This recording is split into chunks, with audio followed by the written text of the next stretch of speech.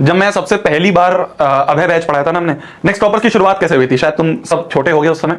Next toppers की शुरुआत हुई थी, हमने सबसे पहले the legendary Abhay batch launch करा था 2023 में, ठीक है।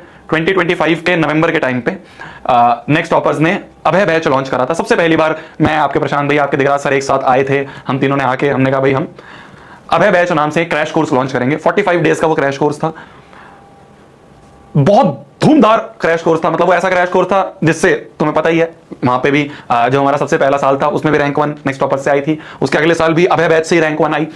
तो अब मैं पॉइंट क्या है, मैं तुम्हें क्या बताना चाहता हूं, मैं ये बताना चाहता हूं कि मैंने जब ये हेडिंग लिखी ना, तो मुझे सबसे पहले अभय बैच की याद आ गई, क्योंकि सबसे पहले अभय बैच में मैं कोई पीपीटी नहीं यूज करता था, उसमें हर चीज मैं अपने हाथ से लिखता था। मतलब मेरे को बहुत अजीब लगता था कि यार मैथ्स में किस बात की पीपीटी है यार, मैथ्स में किस चीज की पीपीटी यूज करूंगा।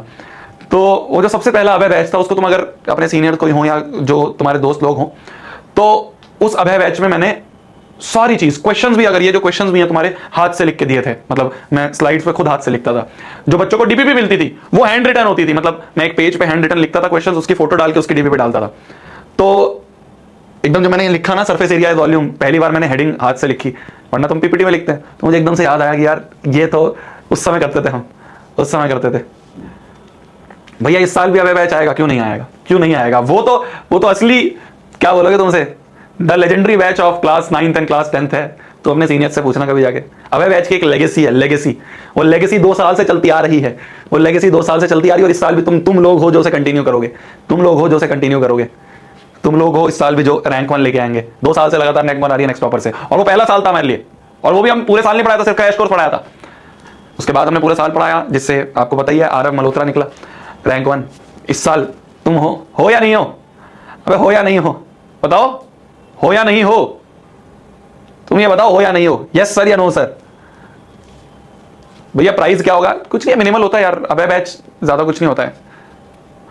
लास्ट ईयर हमने एक और चीज लॉन्च करी थी अभय बैच के साथ, जो सबसे पहला अभय बैच था, जो 2023 में आया था। 2023 का अभय बैच हम लेके आए थे 999 में, ठीक है, 999 में। 2024 का जो अभय बैच था वो हम लाए थे 1199 पे, करीब करीब 200 रुपए बढ़ाए थे। क्यों बढ़ाए थे 200 रुपए भैया? ये यहां से यहां तक आपने 200 रुपए क्यों ऐड करे? क्योंकि इस साल हमने, मतलब लास्ट ईयर 2024 में हमने एक चीज लॉन्च करी थी, वो था ब्रह्मास्त्र। ये एक ऐसी चीज थी जो फटी थी, मतलब जो बच्चे जब उनके घर पे पहुंचा था ना, ब्रह्मास्त्र एक पूरा कुरियर टाइप था जिसमें बहुत सारी अलग अलग टाइप की चीज गई थी। इस साल भी हम लाएंगे, बिल्कुल लाएंगे। तो वो उसकी एक कॉस्ट जो थी वो हमने ऐड करी थी, सिर्फ 200 रुपए। इस साल उसकी कॉस्ट थोड़ी सी ज्यादा आ रही है, हम ट्राई कर रहे हैं जितना मिनिमम ला सकें, देखते हैं जो भी होगा। इस साल हम और चीज ला रहे हैं ब्रह्मास्त्र में, खाली 1-2 चीज नहीं है, बहुत सारी चीजें, ठीक है।